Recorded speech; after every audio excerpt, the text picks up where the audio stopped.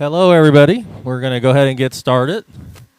I want to thank everybody for coming out and participating in your local government. This is wonderful to see so many people out here, so thank you for coming out and being a part of our annual caucus. Mayor, I'm not sure if there's any other cities that do caucuses in Florida. Not very many if they do, so this is a great opportunity to participate in the process. So if everybody would please stand and join me in the Pledge of Allegiance, please. I pledge allegiance.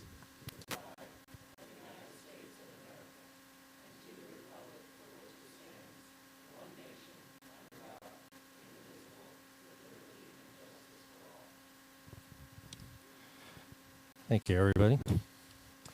So just a couple housekeeping items before we get started. So Sandy will actually be leading us tonight as we do the tallies and the nominations. Want to remind everybody that all nominations must come from registered Montverde voters.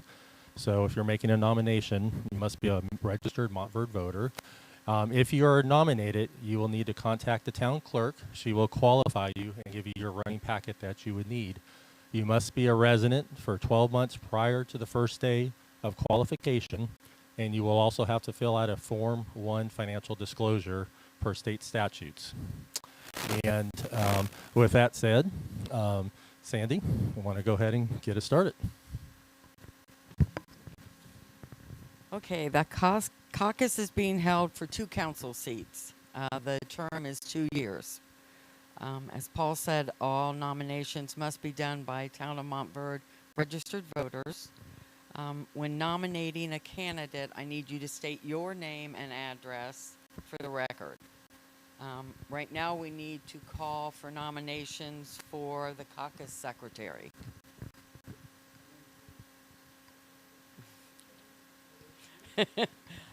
So we have our secretary. Jane, you want to come up? Well, we need a second and vote on it. Oh, you need a second. Okay. All in favor? They're not in favor? Jane, you can go on that side. Over here. I've got it here. It's okay. I'll hear him. And as we go through, if you would, I know last time, just give Jane a few minutes to write as we kind of go through the process. We'll make sure everybody has an opportunity. And speak loudly.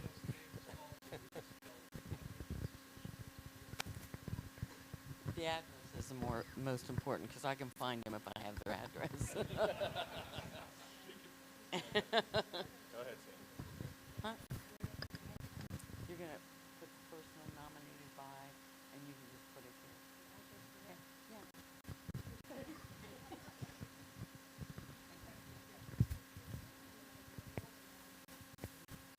It's recorded. Okay, we're going to call for nominations for the town council. Mr. Tomlinson.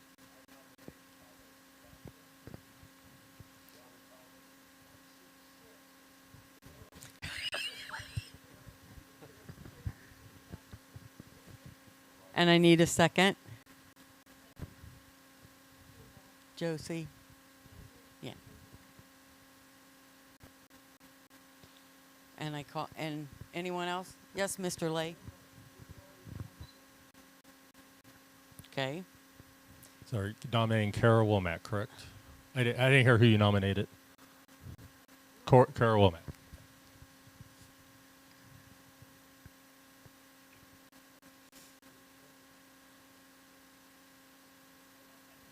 I second. Thank you.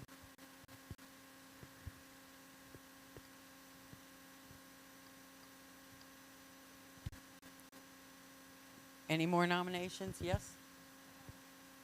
Hold on. Go ahead. And your name and address.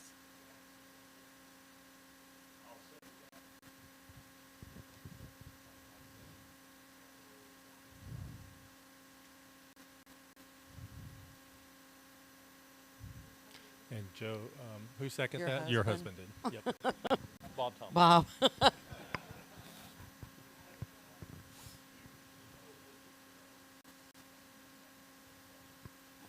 And ma'am, I need your name and address.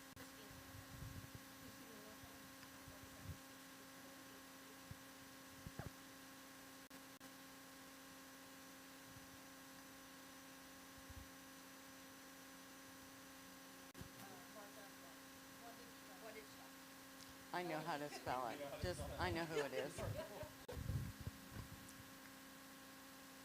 What's your address?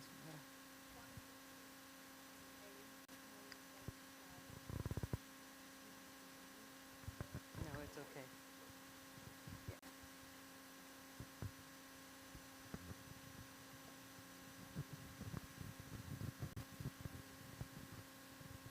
I need a second.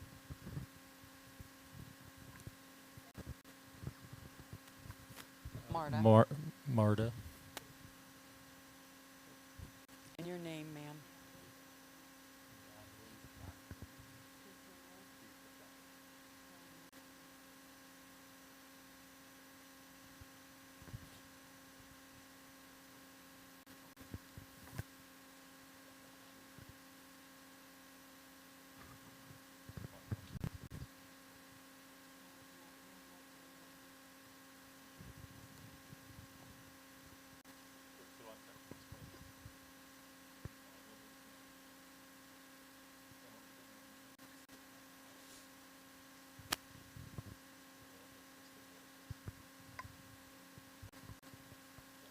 Any more nominations?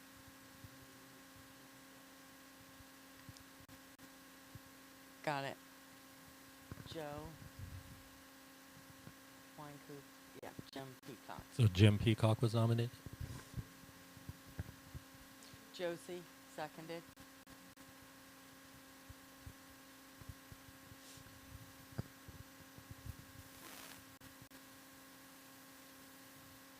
Any more? I need a motion and a second. Okay. All in favor? We're adjourned. Pardon? Yeah, 1 second. You can try.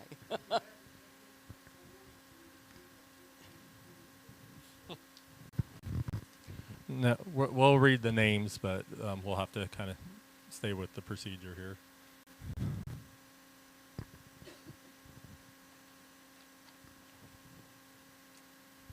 So give Ms.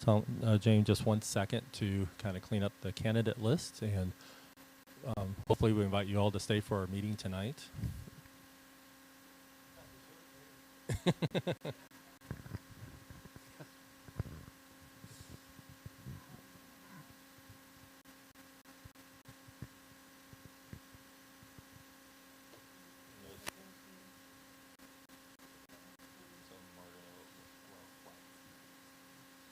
Marta. Without Steve. So why don't you just read the candidates and ask them to stand? Okay. That's probably good. That's good. That's good. Yeah. Just read them out loud. Just have to say. Okay. The candidates are, and if you'll stand up, want to read your name. Thomas Johnson. Carol Womack. Joe Morganelli. Marta. And you can say your last name. And Jim Peacock. Okay. Good job. Thank you. That's okay. I'm fine. Okay. I've got a tape recording of it. You're fine. Thank you so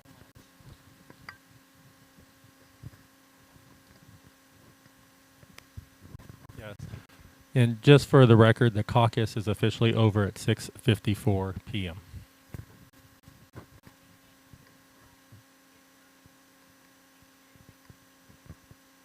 You can hear this much?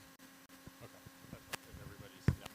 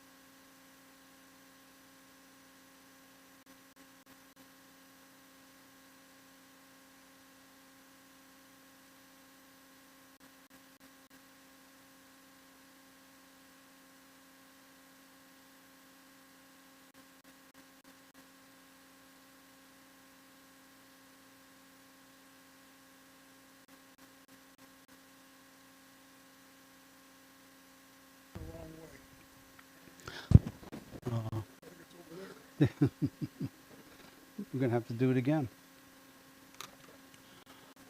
Judy's looking forward to a couple of days. Yeah, good. We were thinking everybody can meet like at 5:30. Everybody can meet for dinner like at 5:30. You're running. You and Jim. Yeah, well, I guess that's appropriate given we're at the tail of the Olympics, right? Yeah.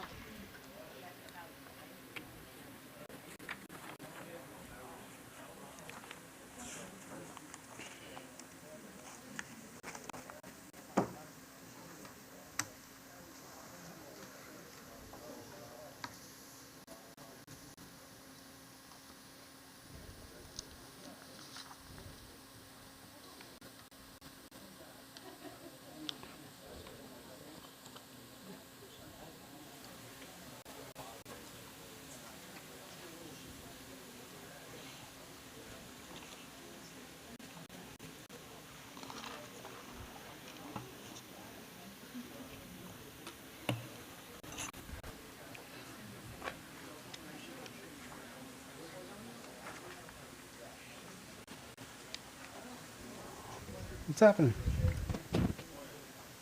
What's that? I don't know. Oh, it must be the library. I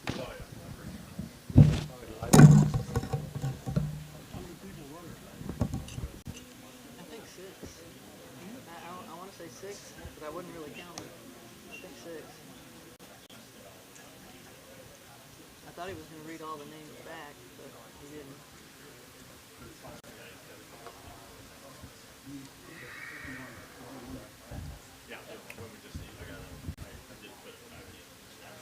You go to that funeral? Did you go to the funeral? It was done very well. Very well.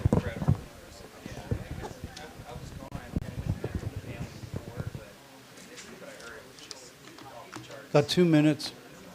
You know, I've been to a lot of them, but that was very well done.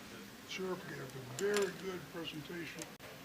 I've never seen a widow get a dog. No, that's extremely rare. Yeah, it's rare. And she spoke very well too. In a line of duty, Jeff? Yeah. Never. She was strong. When I saw her, I was like, you could obviously tell it was really Heck, I couldn't even get up and give the eulogy at my mother's funeral. You know? I don't even remember doing it for my mom. I couldn't do it. I can't remember any of it. Yeah, she had a lot of strength. Now she'll probably be tired this week. That Yeah, I bubble love pops. it. Yeah. Yeah. Yeah, exactly. You're going to be around her, so I believe Because the worst is ahead of her. Yeah. Oh, yeah.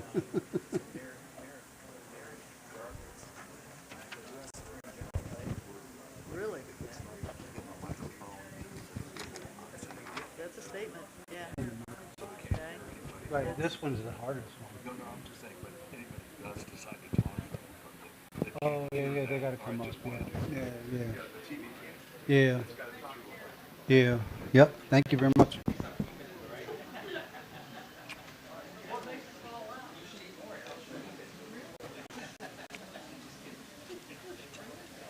All righty, let's go ahead and start up this thing. We gotta do the pledge again, sorry. Second meeting. I pledge allegiance to the flag which it stands, one nation, under God, indivisible, with liberty and justice for all. All righty, would you come up, please? Thank you, Edward. Edward's going to do our prayer for us.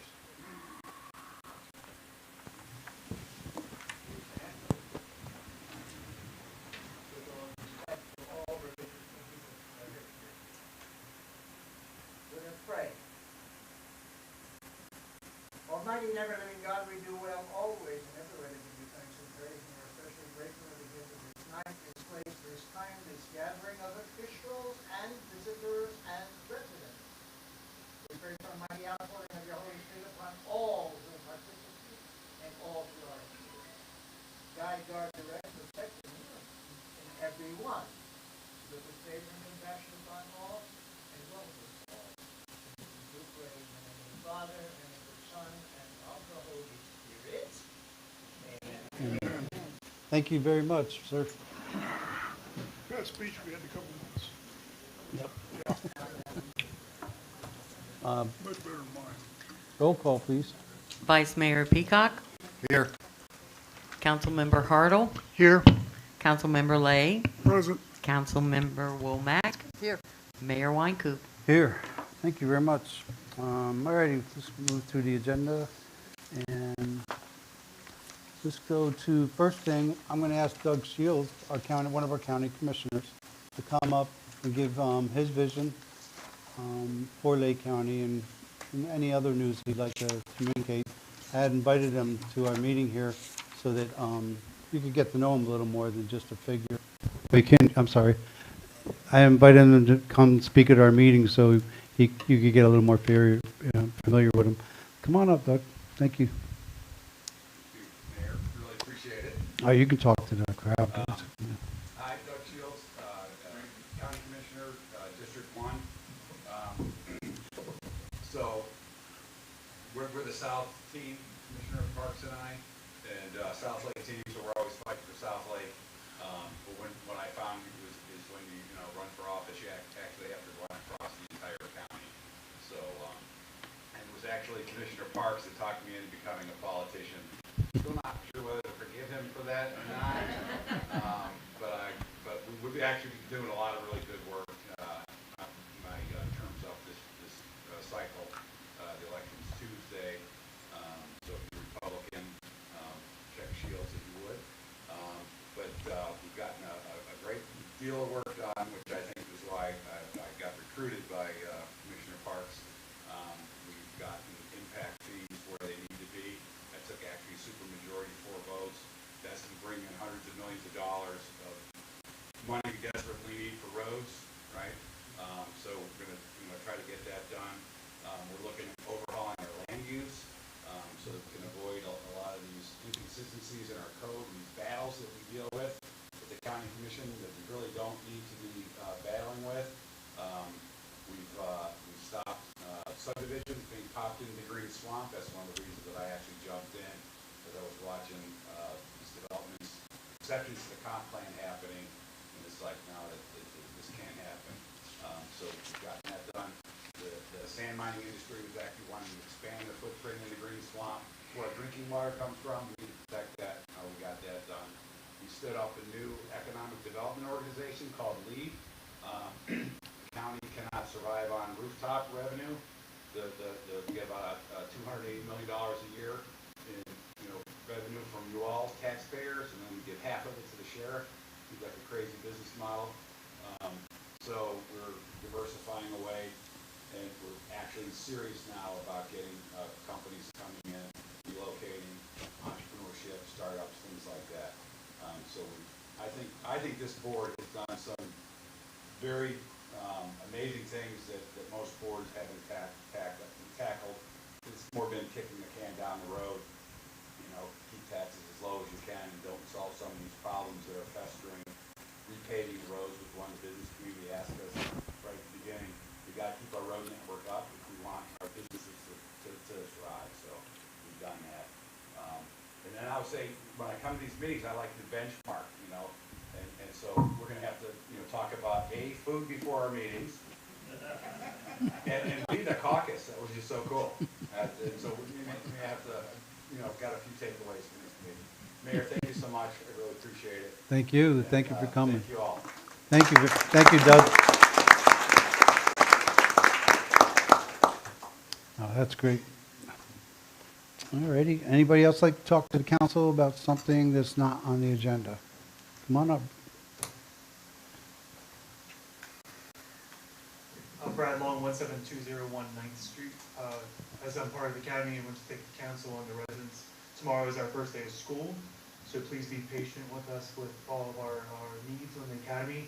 We put some more infrastructure in place with more security to make sure we could cars moving, but just give us about a week or two. We'll get these cars moving along, get everybody in the same pattern. So just wanted you guys to be aware school starts tomorrow. Oh, good idea. Good luck.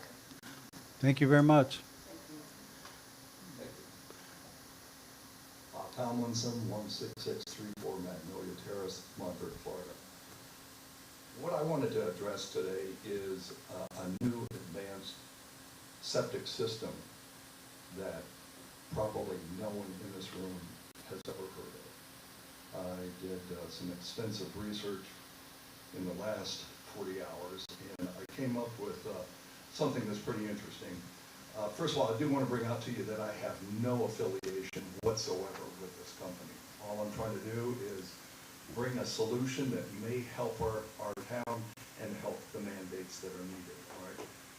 The other thing is obviously anything new needs to be vetted, and I've done some vetting myself. So we do have 2 engineers that are in the water waste that have actually looked at this particular system, and they've given it a go. All right, with that said, need to ask a couple of questions just so that I know and that the audience knows also. After the EPA hearing at the last meeting, I wasn't sure of the dates that are the mandates for our septic systems that need to be upgraded. Could someone help me with those particular dates? Can you, Paul? Sure. There is at this time no specific mandate. So what they're doing is they're evaluating the loads in Lake Apopka, and right now Montverde doesn't have a signed reduction for TMDLs, and that's the phosphorus and the nitrates that go into the lake. In 2028, they're going to give us the number we have to achieve to meet the reduction. So we'll have a reduction number that we don't know what that reduction number is, or how it may be not a bad number, it may be a terrible number we got to deal with. We just don't know at this point, and we probably won't know for a couple more years. But we will have to reduce our TMDLs which is a total maximum daily loads going into Lake Apopka. That is coming. We just, again, don't know how much you're going to tell us to reduce it. From that meeting, I thought, maybe I'm wrong, but I thought that we really had to have our septic tanks upgraded to help meet that.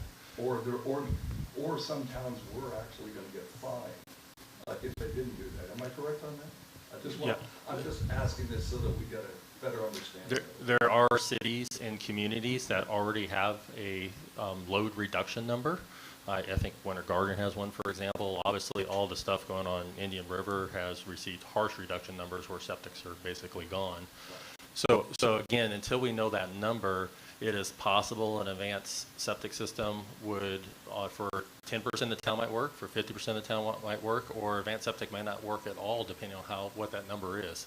And that's the unknown, I guess, and the risk is we're just in the lurch, and it's kind of we always like to prepare for worse, but we understand sometimes the worst might not come, but we need to kind of be ready for that. Well, we also wanted to take advantage of the grant as well in order to help make this happen as well. Correct. Okay, that's what I wanted to find out about that one. The other one is, this is like a couple of keys we don't have it in. Bear with me.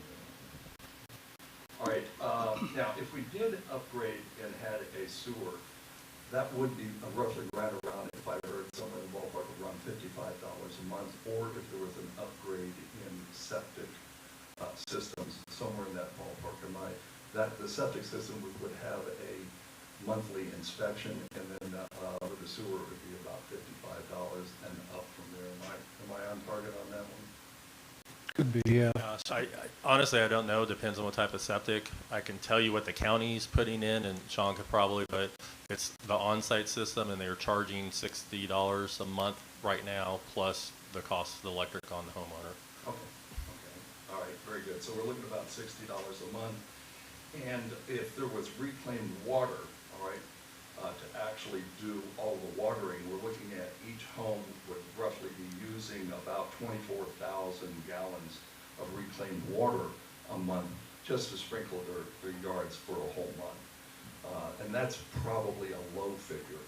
Any idea what 24,000 gallons would cost? I'm just bringing this out so we can. I don't know, but we're gonna have to get going here, Okay, 'cause so, well, let me move forward here then. The state, this is a state-of-the-art type septic system. I want to bring out the name of the system so everybody might want to write it down and do some looking into it. It's called NEXT. There's two of them. One is an NEX. That's not it. It's NEXTGEN, Next Gen, okay? And basically, I'm going to quickly go over the benefits. The system has no, it's been operating now for about 6 years. It's in Ohio, it's in Kentucky. Applications are being submitted today or tomorrow for the state of Florida. The new advanced system does not need a drain field. In short, it does, all its process is a byproduct. Once it goes through everything, the byproduct is reclaimed water. The same reclaimed water that would come from a treatment plant. By the way, there is no decommissioning of your existing septic tank and drain field. That's huge.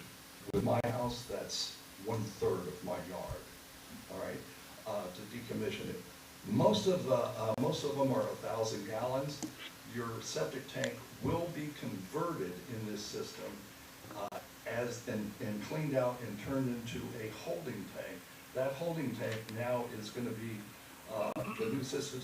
The septic system will put in reclaimed water into that 1,000 gallons, and that 1,000 gallons will now become your sprinkler system. It'll retro into it, along with the controller for it as well.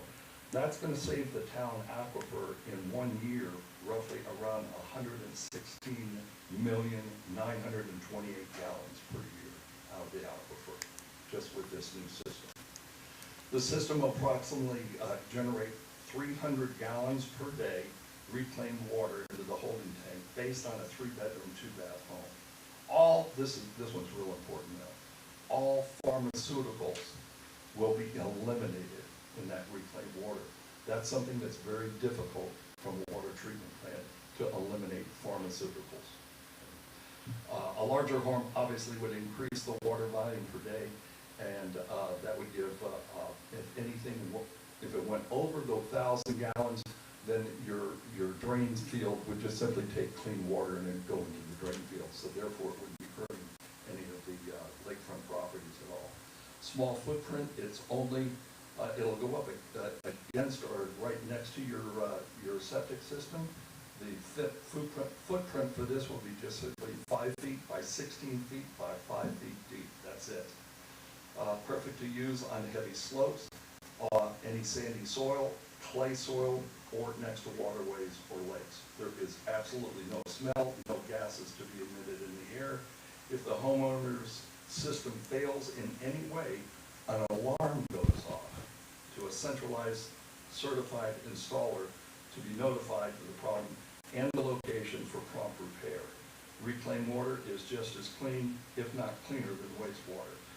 Here's the other thing. We were talking the monthly fees. Here's how much it costs monthly. 0. Not a dime. Free. It'll have a $300 mandated, which the town would mandate this, and I recommend it to be mandated, an inspection fee and clean-out fee of just $300 per year, and that will keep the warranty on this system. It'll reduce the well and city water, irrigation and lawns, and the low cost of this is only going to be in the ballpark, and this is the high end of it, would be $16,000 installed.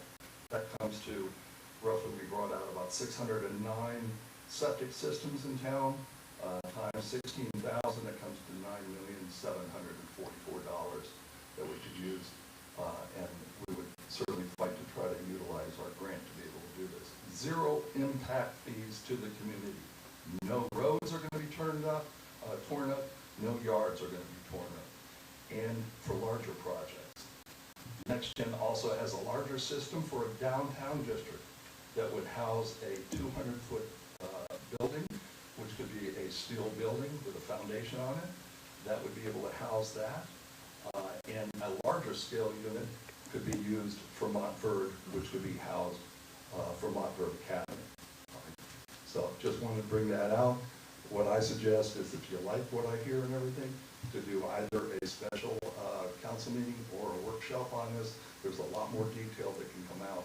But the company right now is trying to get into Florida, and if you want to expedite it for the grant money, we need to try to help the expedition going through, obviously, our state representatives and whatnot. Thank you very much. Appreciate it. Thanks, Bob. Thanks for all your work. Thank you.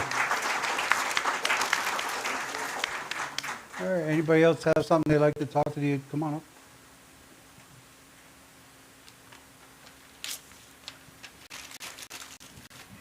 Hi, I'm Brian Nelson. I live on 17512 Broad Street. Been a resident for years. My family moved here in 1976 on Broad Street. And of course, with families, things happen to set everything. My mom moved away. My dad went on other ways. But it was my sister Tammy. My mom passed away the 25th of June, and she was in Madison for 5 years in memory care. She lived here in Crawford all of her life, except for the last 5 years.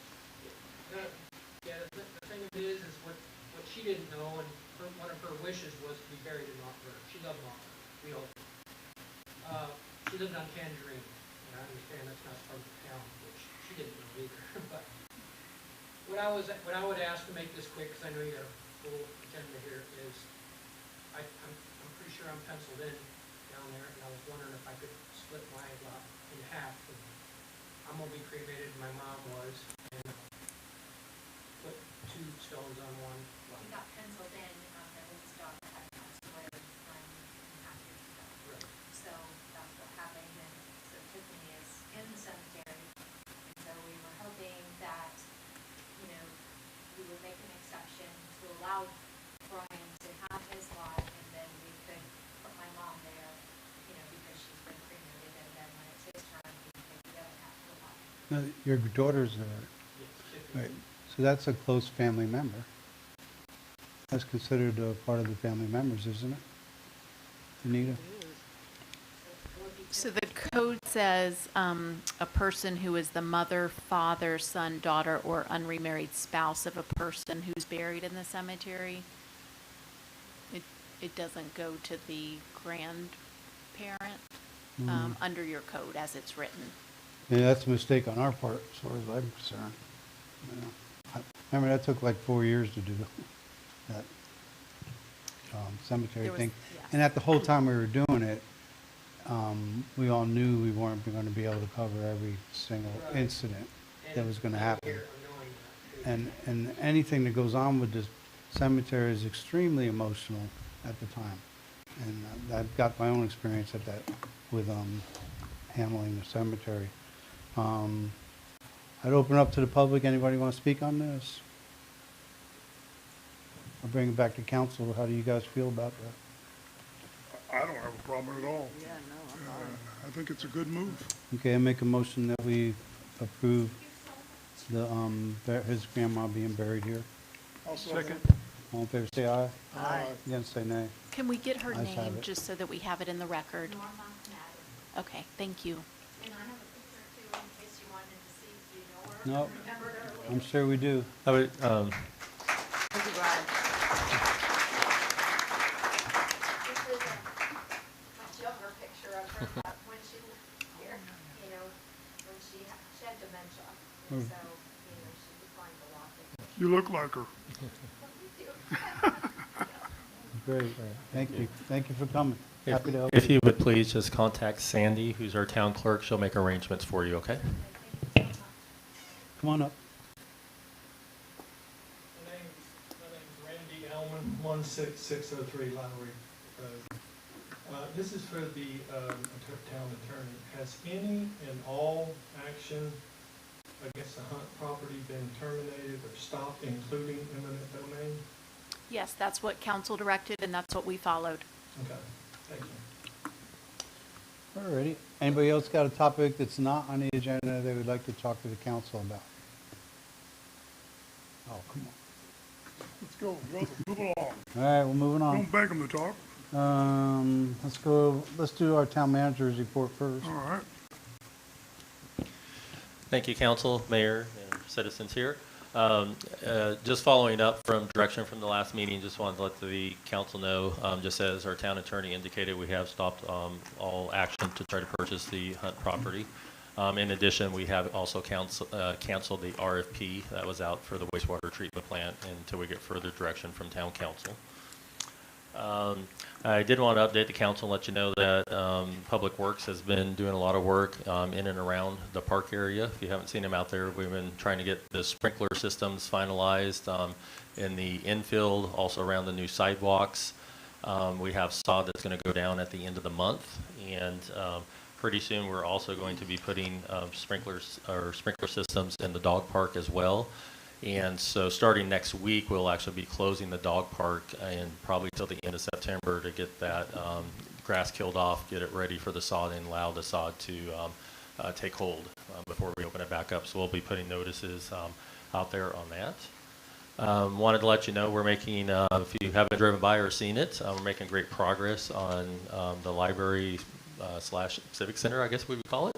And appreciate John's been working really hard keeping that on track for us, but we're expecting hopefully by the middle of next month that we'll have the building dried in, and so we can start getting some of our trades on the inside working.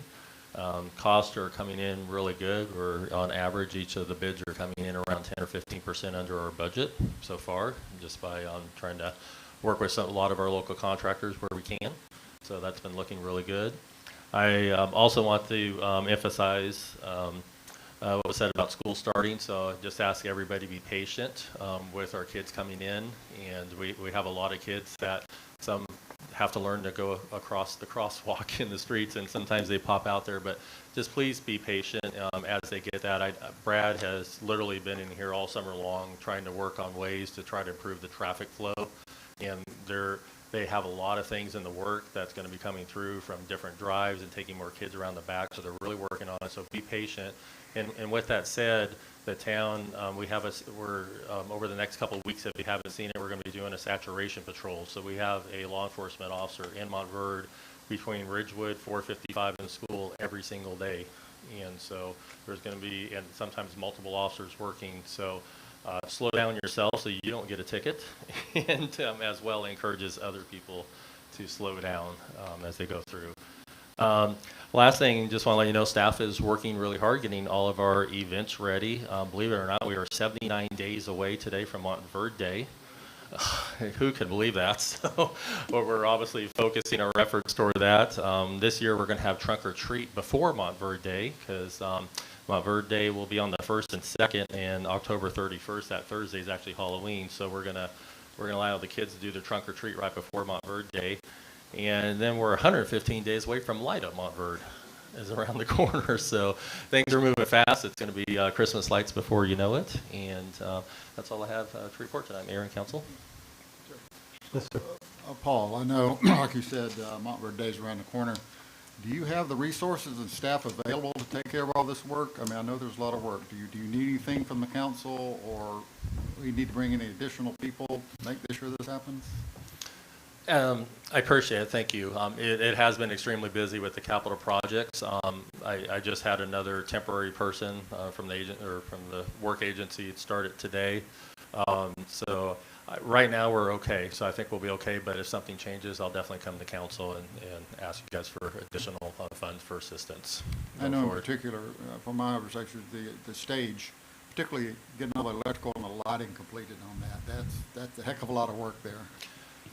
It is, yeah, but a lot of the underground stuff is actually in place and ready to go, so some of it is time consuming.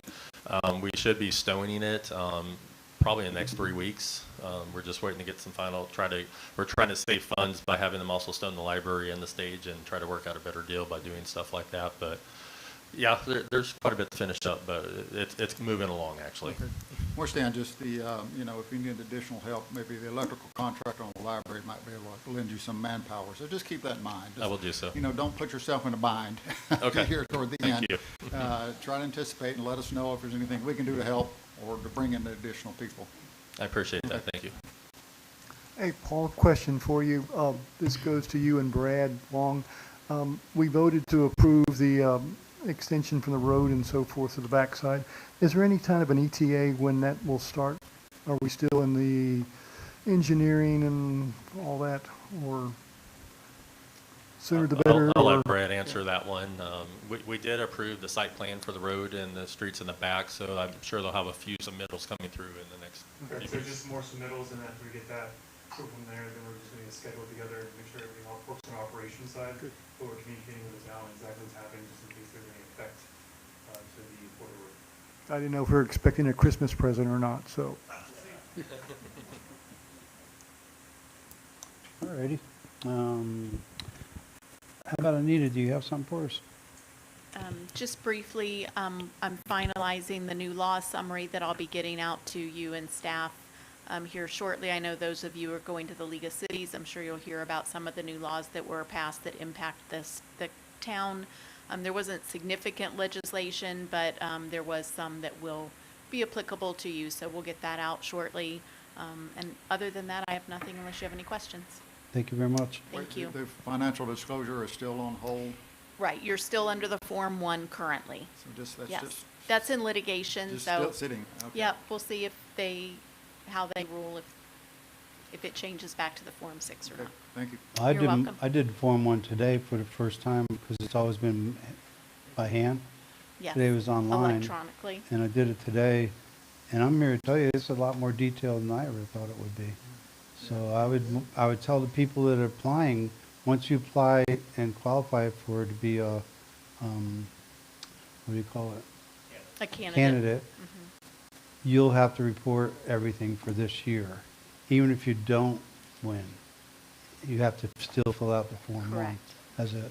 So go read it right now Go. and see if you want to do that. I'd warn you about that. Because it is, It's not too bad, but it is detailed. It's I more in the think it high is. weeds than it was before. so. It's a lot More of than the personal handwritten information that will be Yeah. made public, so give it some thought. I It's not think the there's, Form- It's not the Form 6 though, so, No, I but mean, that one's pretty darn intense. yeah, if you are nominated for council, go a step ahead. Look at Form 1, Yeah. look at Form 6. Even though right now it's in the courts, there's no telling which way it will go. So, yeah.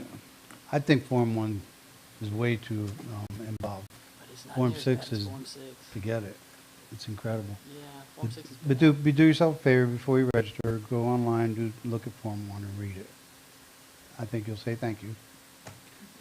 And you can make your mind up now. Okay, what else we got? How about Lake County Commissioner? Commissioner or planner? Which Oh, one? planner Or first. both? Okay, Yeah. I'll report as your planner Okay. first, very quickly. Just as a reminder, we are changing the comprehensive plan. Not Hey, Sean, change. could you pull that mic up? I'm Oh, sorry. yeah, Just I always do this, I'm sorry. So as a reminder, we are going through the revision process to the town's comprehensive plan.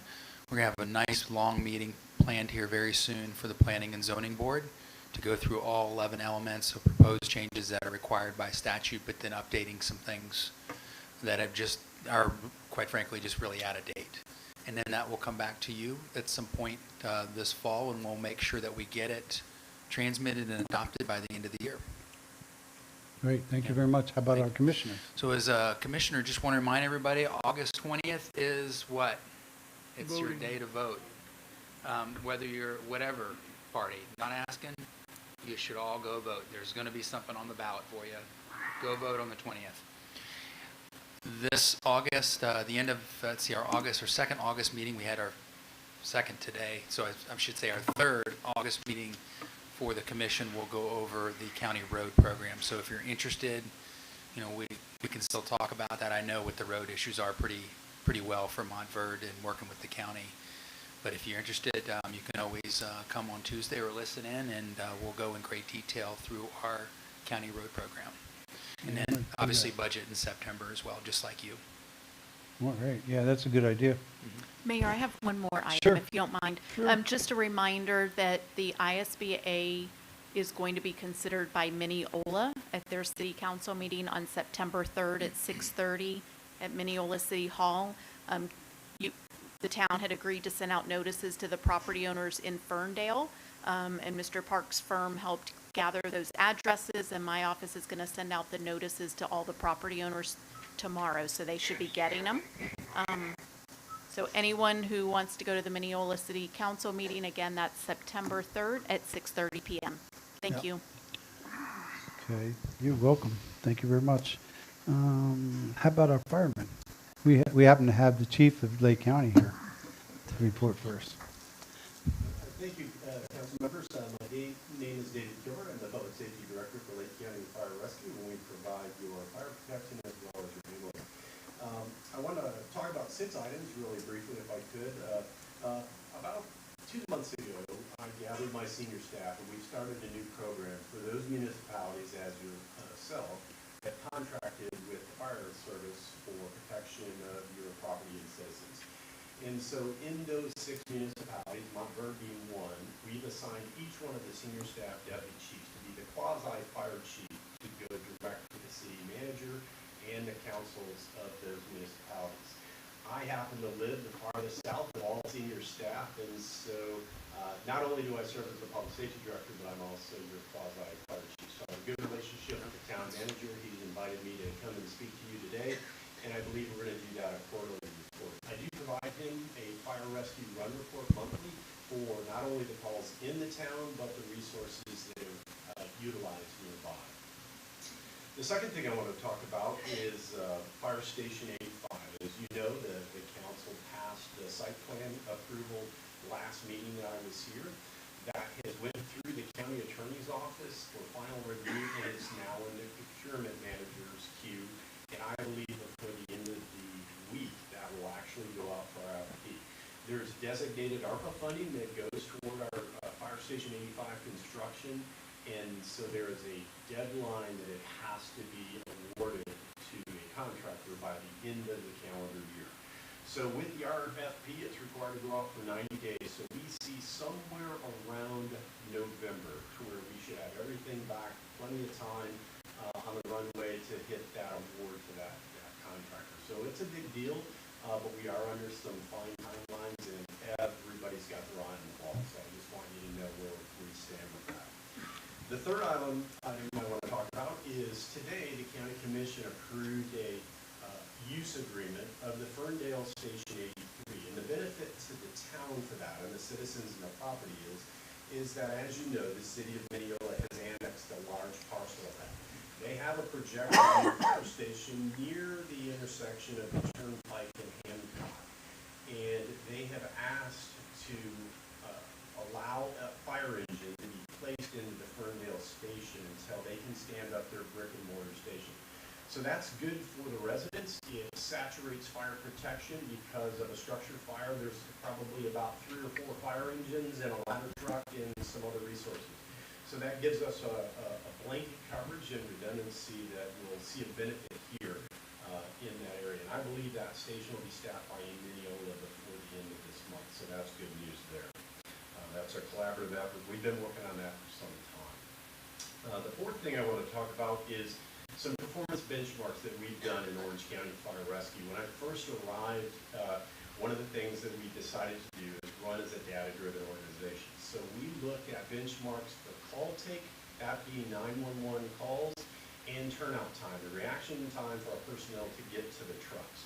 When I arrived, we pulled some data, and it was ugly. So some of our call processing, some of those calls before we ever notified a fire station went upwards of 2 minutes and 30 seconds that a dispatcher stayed on the phone with a call taker. I am proud to tell you that both fire and medical calls are being processed in less than 60 seconds.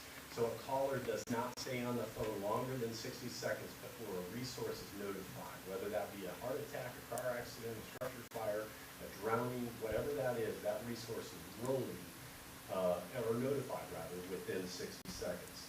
Then a national benchmark of the reaction time. Those personnel from the time their station tone goes off to the time the wheel's rolling is 60 seconds for a medical call and then 80 seconds for a fire call. And the reason for that difference is there's protective garments that personnel need to don because when they arrive at the battlefield of fire, they need to be ready to make entry possible. So that's the difference between those.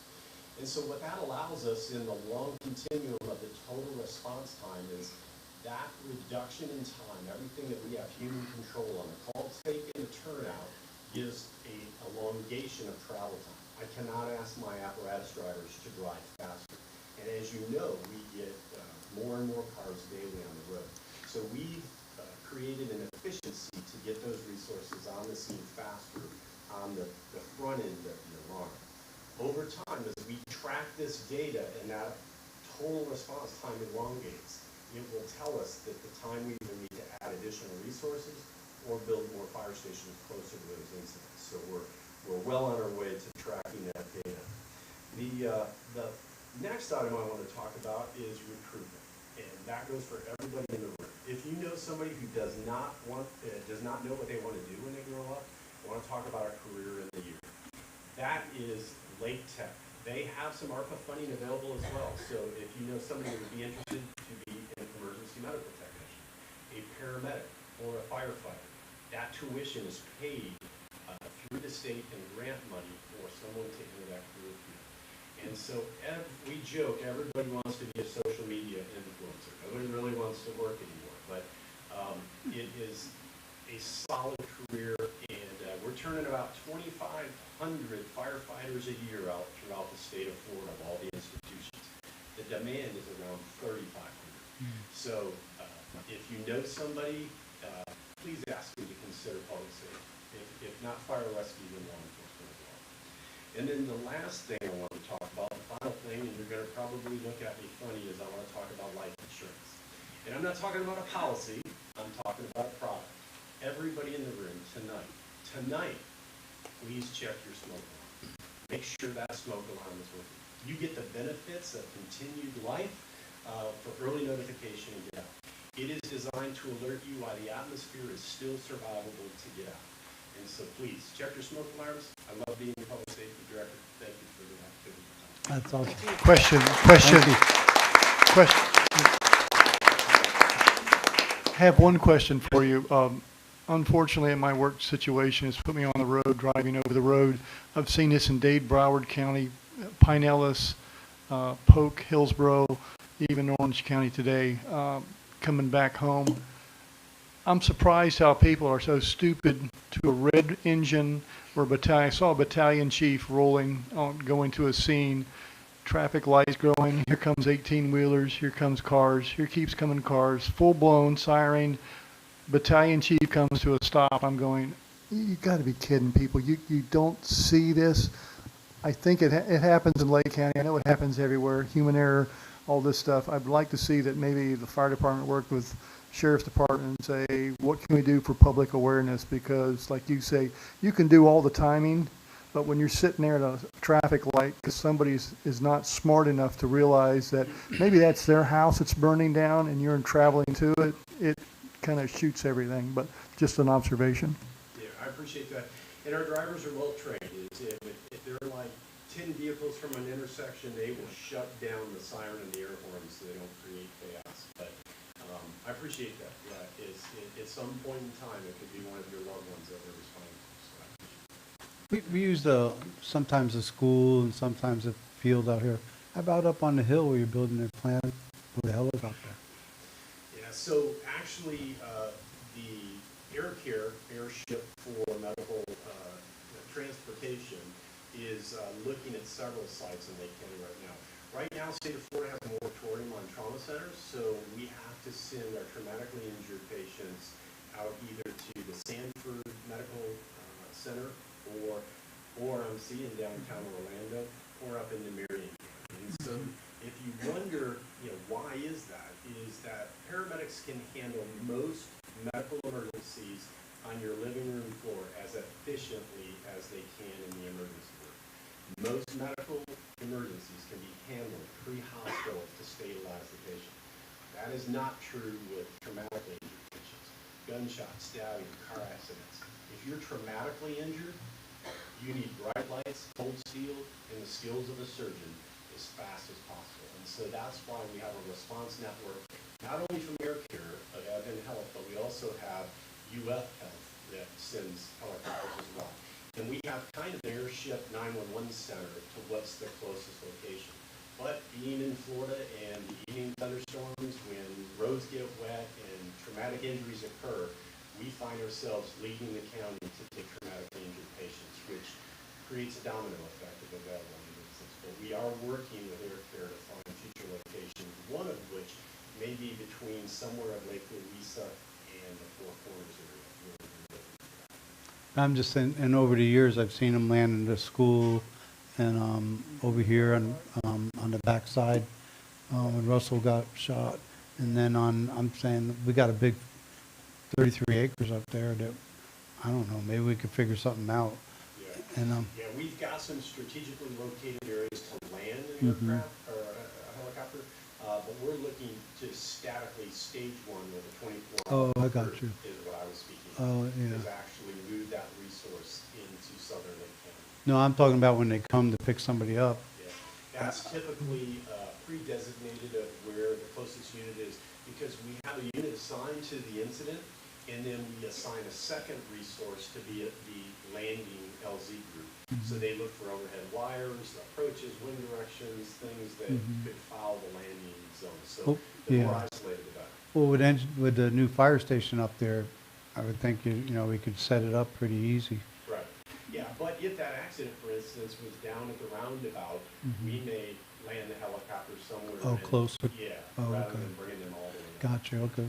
So, Makes sense. any other questions? Actually, Director, I wanted to thank you and your crew for the job you've done here in the town, what, 2 or 3 years now? Oh, they've been wonderful. And the other, 1 week ago, I called 911 for a medical on a person I was driving by and saw, and y'all were there in moments. Of course, we're only 2 blocks from the fire station, so we love having your fire station here too. So it's been very much of a win-win. Yeah. So We thank you. appreciate being here. You know, we would love to schedule structure fires to where it'd be easier for us, but, you know, one of the things that we always joke about is those pesky calls get in the way of running a fire department. So, but we are 24/7, and what I tell you is, one of my things that I advocate greatly is that I challenge you, both private or public, to call one number and get a business representative in your home within 10 minutes. And then I challenge you even more to call that same number and get 20 business representatives in your house.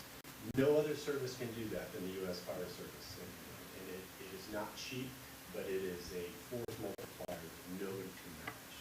Yeah. So with that, you're in good hands, and thank you for what you do.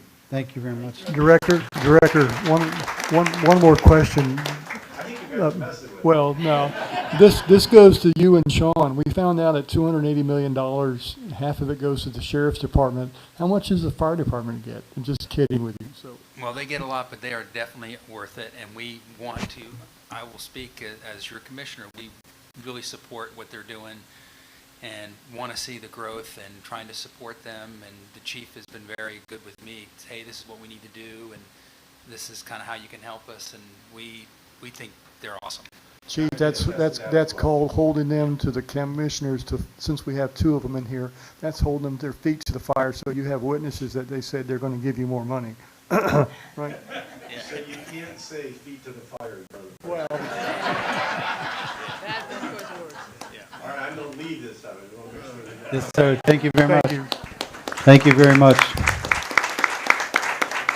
All right, let's go through the council. How about Carol? Do you have something? No, but I would like to take this opportunity to underscore the Works Department. I know that those guys have been working really hard, and the subcontractors on the library. It's coming together real nice. Paul gave me a walkthrough the other day, and I think everybody's going to be real happy with it. Lots of room, lots of space, lots of place for books and other entertainment. And I know that our maintenance guys, they were out a couple of weeks ago banging away till after dark trying to get the new maintenance building put up. So just a shout out to those guys for having done a good job. That's it for me. Thank you. How about you, Alan? Do you have something? I got 3 things here. Traveling up and down the turnpike, it's good to see that DOT has started back up on the Fosgate Bridge. They did the eastern side. I don't know if you've been up and down the turnpike lately, southbound. They are really working on putting heavy lifting, getting the beams up, and that's coming along really, really nice. Then the second side of that is you go down through Fosgate, you get to Black Steel and you stop and you look down at Fosgate Road, that is really coming along too. So that's +1, +2. It looks really great. Town signs. We had this discussion some time ago. Went to the vision committee, came back. We were discussing our 2 signs in town, one on 455 on the south end and the north end that need to be repaired and replaced or whatever. And I'm wondering, we need 2 more signs. Seems like we need one down by the turnpike on Black Steel that says welcome to Montverde, and we'll need also one more on Fosgate when you come across Fosgate to say welcome to Montverde. Don't need, if we need to kick that back to visionary committee or how we want to do that, but it looks like we need 4 new signs or rebuilds or however we're going to go through that discussion. I know it's after the budget, after Montverde, after Halloween, and first of the year, maybe. I don't know. Just thought. Yeah, so the vision committee has gone back and we met twice and talked about signs and had a couple samples brought in. And right now we have a sample sign from kind of the best look everybody liked, I guess. And we're getting a sample put together made of just one sign to see how the quality looks and everything like that. So hopefully we'll have something for council approval probably October. Okay. Well, 2 other things. Our town flag out here in the front, the light is no longer working. That was brought to my attention by a town resident, and I would also request that light be fixed so our flag may be illuminated, if that's possible, as soon as we can get it done. Last thing is a personal note. People have asked me, why did you vote the way you did? And I will not discuss that at town council. That starts a firestorm. If every time somebody doesn't like a vote, we'll spend 3 hours discussing. If you want to talk to me about that, I will be glad to talk to you after hours. You have my number, my email.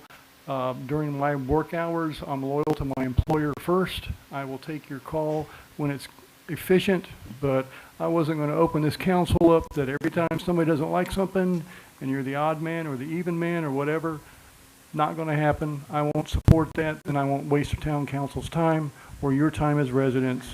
And if that offends you, then you're offended. But that's the way business should be run, and I'm responsible to the town, all of the residents. Thank you. All righty. Well, thank you very much. How about Jim? I've always known you to be a man of principle, Alan. That's the best way I can say it. Thank That's you. all I got to say. Oh, Jim, I wanted to say thank you. You were follow-up this past Saturday. You went to the funeral, and I was honored to have you represent our town and our fallen deputy, Lake County. That was a fantastic. From what I guess saw. I will make a quick comment on the funeral. We had a deputy killed a couple weeks ago, and they had it real life. It was an outstanding show of support. Number of people there was unbelievable. The sheriff got up and made a very good eulogy, and even the widow got up. I've never seen that before. And so it was very much of a very strong showing for Lake County and its municipalities and people. All righty. Thank you very much. Jim? Paul, I've gotten a couple of reports about the lights on the water tower being out. Can you give an update on that, please? Yeah, good timing. So the crew we have a company that takes care of the water tower, and so they've gone up once, looked at, there's something tripping the GFIs, long story short. But with that said, they're going to be staging in the next couple days to start a paint on the water tower, and they're also supposed to get the lights working. Okay. So we've been after them. It's just labor shortage, I guess, is still kind of going, trying to get people actually out here to get scheduled to do it has been a little bit tricky. But yes, I'm aware of it. Thank you. We're working at it. That's it. That's it? Okay, thank you. I got a couple things. We talked a while back on the water rate and lowering the water rate, and Paul and I have been going back and forth with that, and I'd ask Paul to give us an update on that. Yeah, thank you. I've been working with the mayor on this, and we're getting ready to send our 2025 budget. It's hard to say that. Jeez, 2025 budget to council for approval. And part of that, from efficiencies, we've been able to identify in the water system and also having additional residents onto the system. Right now, plugged into the draft budget, we should be able to offer, starting in October, a 10% reduction in our water usage rate for our residents. So that it'll be, and I will also ask the council to freeze the automatic increase that will go into place next year as well. So a 10% reduction plus a freeze for 2025 for any rate increases.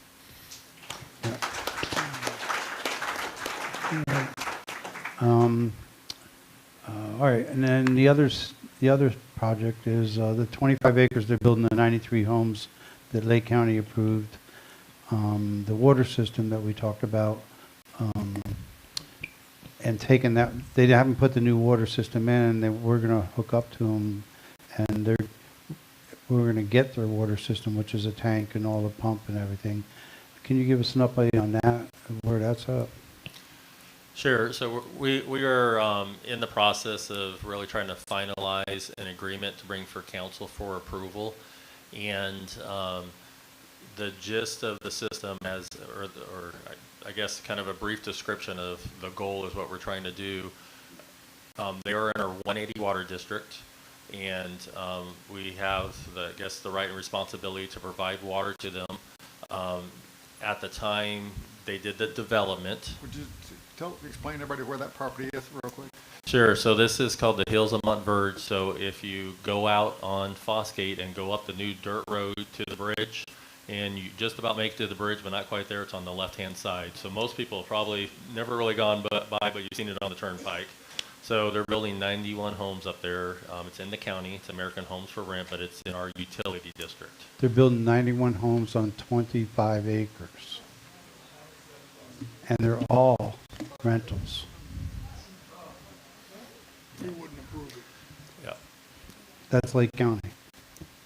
Thank you. Go ahead.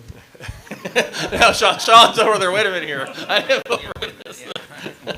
Well, and honestly, that's one of the things the council, out of this, the council has instructed me to work with the county and our town attorney. We've been working with the county attorney and the county manager to put a JPA together, so a joint planning agreement, so we can hopefully try to prevent these things in the future from happening. Because there's still a lot of land in the county that surrounds Montverde, and what happens in the county affects us, obviously, where there's only so many roads that come in and out of Montverde.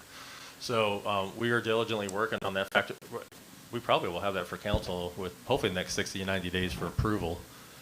But jumping back on the water agreement, the original agreement, they were going to build their own water plant, turn it over to the town, and they would have their own water tank, their own water pump, and the town would own it, and then the town would build them. And we do charge out-of-state residents an extra 25% on their water bill because they don't pay taxes in town. The efficiency of the town running and maintaining a whole separate system that just served that wasn't very wise, just from a financial standpoint, for anybody. And we have enough water volume and enough water pressure because we had Holt Homes increase that water line they ran out to their development to a 16-inch to handle future development. So what we're trying to do now is have, actually the agreement would have them hook onto the water line, which is stubbed to their property line, and utilize the town's water line. They have already signed the agreement for the water tank that was going to be built in the neighborhood of just under $900,000. They're going to turn that over to the town, the tank, and we're going to have it built somewhere else in town for a future reclaimed water source that we can store water in to water the parks and things along that line, because we are also going through our consumptive use permit renewal, and they have come out and point blank say, how are you going to now start providing irrigation water that's not potable? Our town uses an average of 175 gallons per home. The 2025 water rule that came out says your max is 125 gallons per day. So we got to cut 50 gallons per day per home out of the system. That's mandated. So this should be a win-win for the town. In addition, because Pulte upsized the line, Pulte will get $100,000 from that developer, and the town of Montverde will also get $100,000 from that developer part of this deal. So we'll end up with about $1 million for providing the water for those couple homes. So it's been a lot of work, a little complicated. Town attorney's been working on it, but it's definitely a win-win for the town on that one. All right, so they're going to be hooked in our regular system, and we're going to bill them. And because they're outside of Montverde, we get to mark it up 25%. And that's the same down on the border of Oakland. On the other side of the turnpike is Apaca Sound. That's in our 180 district. And what the 180 is, we control the utilities in that district, and other couple other things. But we took that over, I don't know, 6-7 years ago, and that whole area, and now we generate revenue from it. And that's a part of the reasons because now we have more people hooked to the system. We can run things a little bit cheaper just because of the mass scale, and that's how we're starting to now finally come to the point where you can start talking about reduction in rates. Yeah, so when you think Montverde, it's actually most of Ferndale's in our 180 and all the way to Oakland, that side of the turnpike. So it's a lot bigger involved than it looks, and which is to our advantage if it's done right. And this project we've done exactly right, so we're going to get revenue off it. And I keep threatening that once we get the Apaca Sound running right, it runs. We get some money off it every month. But my goal is to offer it up to a utility company and take $1.5 million and walk, and just take the money now.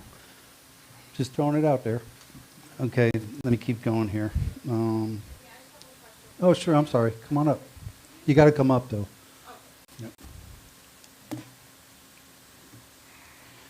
Name, address, social security number.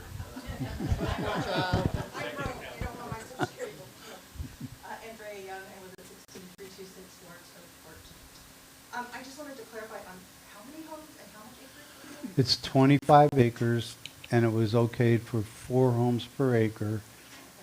Just like Willow Ridge would have been 4 homes per acre, and 7-8 years ago, with Anita's help and Sean's help, we annexed that into Montverde, which was also one of those meetings where there's 200 people in this room that didn't want to do it, but when they realized why we were doing it.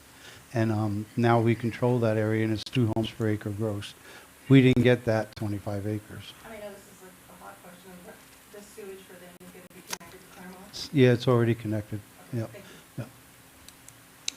We Okay. would have annexed it, but they didn't meet our requirements.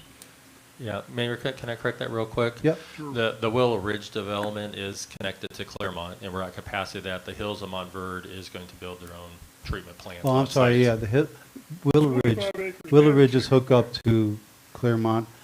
The Montverde Hills of Montverde has their own package plant for sewer. I was wrong. We did try to hook it into Claremont, but the line is completely at capacity from Hancock all the way down, or all the way up Hancock to. They ran a line under the turnpike and all for Willow Ridge and hooked it up. Go ahead, Larry. Randy Elman, 16603 Lowry. They didn't let you finish. Why did the county approve that? Well, that had a land use that went way, way back. That was it's been 4 units to the acre for a long time. You couldn't change it? What they tried to do was go in and do a PUD, and PUD for this. So no, we actually tried to get them to.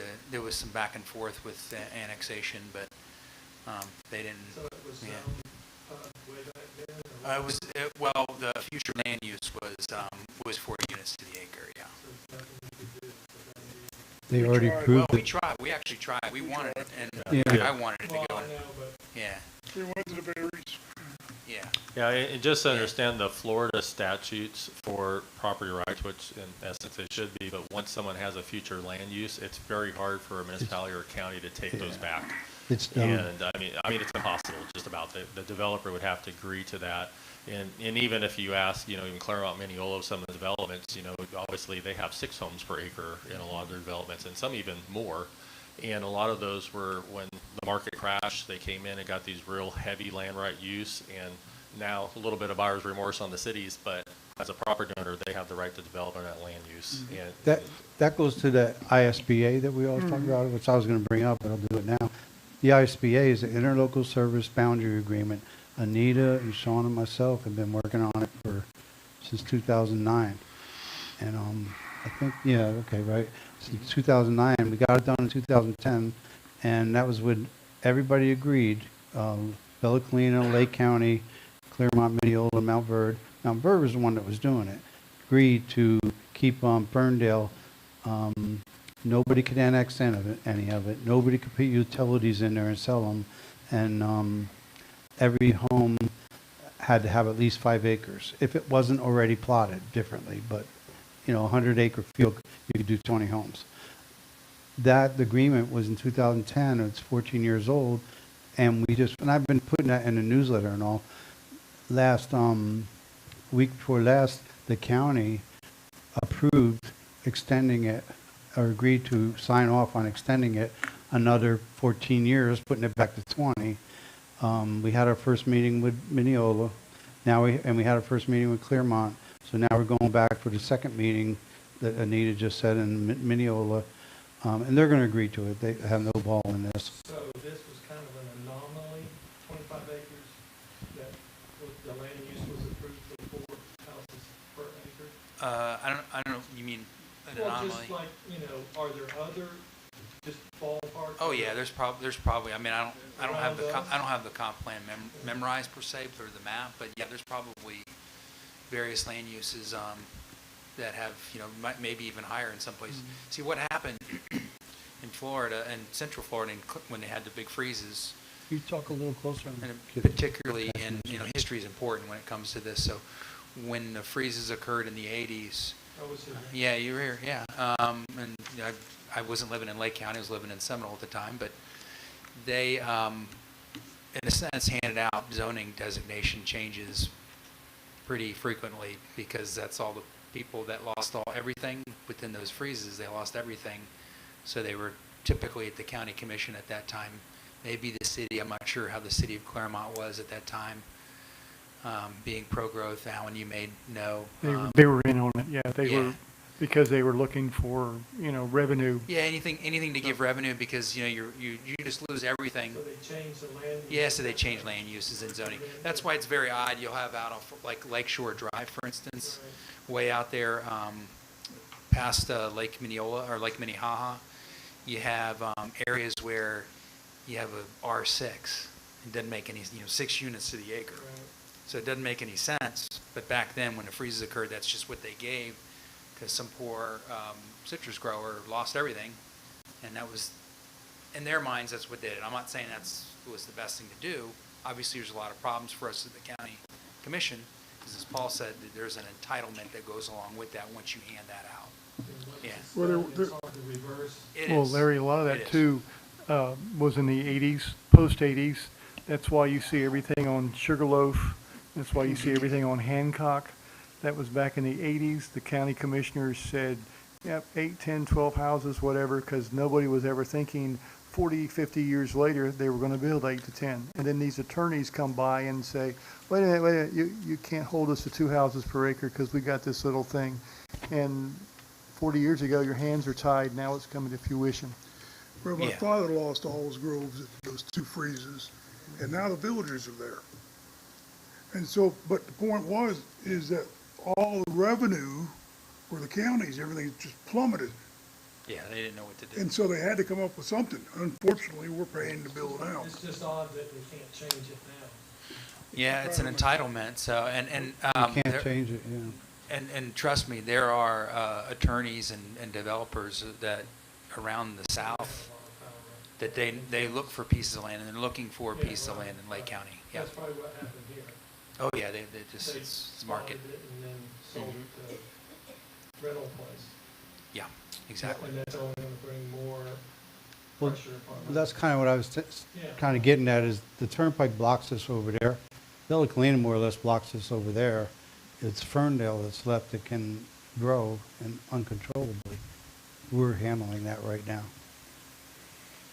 Sure. Hey, Mayor, I have a quick update. Our town attorney just got a communication, and even though we've been asking for whatever reason, but long story short, Claremont just approved the second reading to the ISBA tonight. Good. Oh, good. They didn't tell us it was on the agenda, but, so really, we have ours tonight to approve and Mineola's, and it'll be an approved document. Yes, it's, Oh, and Bella Clean, of course. yes, sir. Come on up. It's outstanding getting this ISBA done. I can't tell you how much. And how Sean happy I Parks am. has been instrumental. Yeah, he's been very good to help us. in the county. It's all of us. My name's Kelly Moore. I'm at 17029 Florence View Drive, Montverde. My question is about this Hills of Montverde property of 25 acres of 91 homes. But they're putting in a small package plant because they couldn't hook up to Claremont because that's a capacity. And 91 homes, how big of a footprint is that package plant? And do they have the ribs system or whatever where the drainage runs off of the engineering firm that we're talking about? How big is that compared to the one that the Osgood property initially was going to have with 230 homes before the council in their wisdom negotiated them down to about 120 homes? So initially the Osgood property's package plant was how big compared to the one that is going into the hills of Montverde? And the last question I would have to say is, the Osgood property is not developed. And I've never heard a clear distinction why that wasn't looked at as a possible site, because regardless of the 60 usable home sites, or 60 acres of the 120, why couldn't some of that be worked as a treatment plant if we have these other package plants that were initially approved at 230, and now that the hills of Montverde are putting one right there north of, is it Willow Ridge? Yeah, so north of Willow Ridge, they have a package plant right inside the partition wall somewhere in there. So, me as a homeowner thinking, all we heard is there's no other place other than Lake property, which thank you that you canceled, but this Osgood property still sticks in my mind all this time that I'm hearing a package plant going on right here. And, why in Osgood, unless we have something for them, they're going to put a package plant in as it's Well, today. Right? not to interrupt you, but what we want to do is right now we're putting all the different things that we possibly can do and researching every single one of them. That is one of the things, the Osgood property, how big we could put a unit.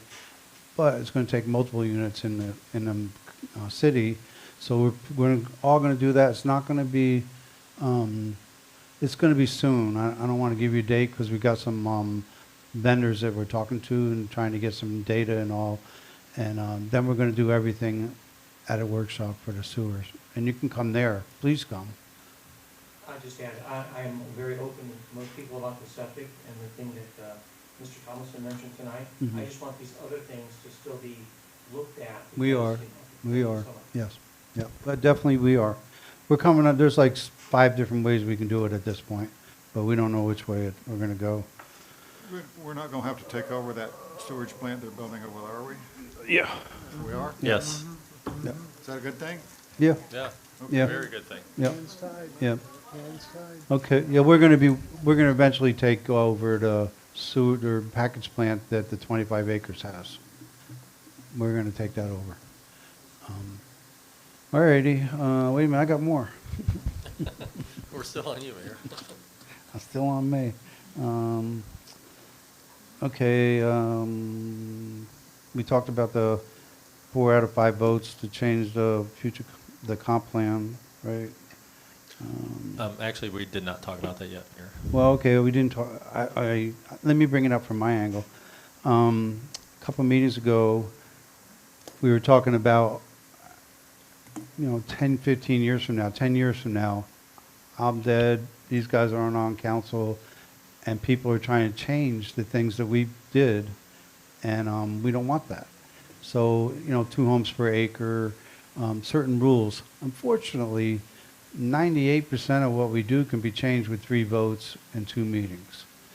So what I wanted to do, and the council was friendly with this and give direction to our attorney, is on next year's ballot, November, I want to put a charter change that the only way our comp plan, which is the 20-year plan for Montverde, future land use, can be changed, is if 4 out of 5 council people vote yes. to any project. Okay, so the council can't change it, and it's in the charter. It's written in the city's rules. So that's it. That tightens it up about as much as you can tighten it up from what I'm told. If you guys know of a tighter way, I'm all for it, and I'm sure the council people here are all for it. But it's a little bit, it'd be a little hairy to get on a November ballot this year, and it's not an emergency, but we want to get it on next year's ballot to change the charter, to make it 4 people have to agree to change anything in our comp plan, period. Plus, that gives us time to think it through so we don't have any landmines we step on either. I'm So, all done yeah. thinking.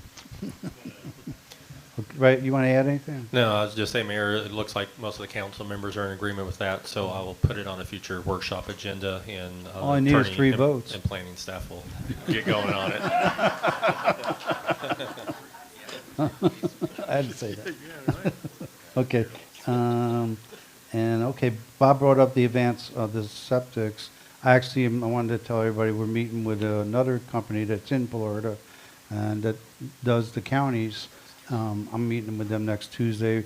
We're going to learn everything before we come back to the residents and start talking about more septic problems, because we don't want to get hung up on anything. We want to be able to explain it, very clearly explain it.